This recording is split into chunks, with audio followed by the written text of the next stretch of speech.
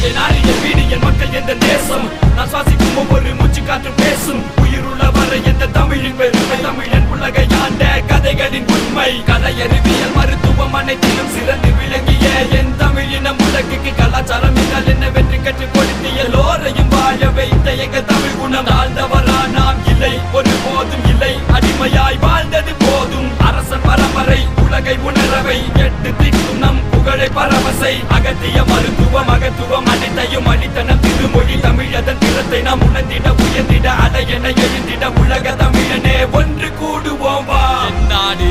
என் வீடு என் தேசம் இந்தியா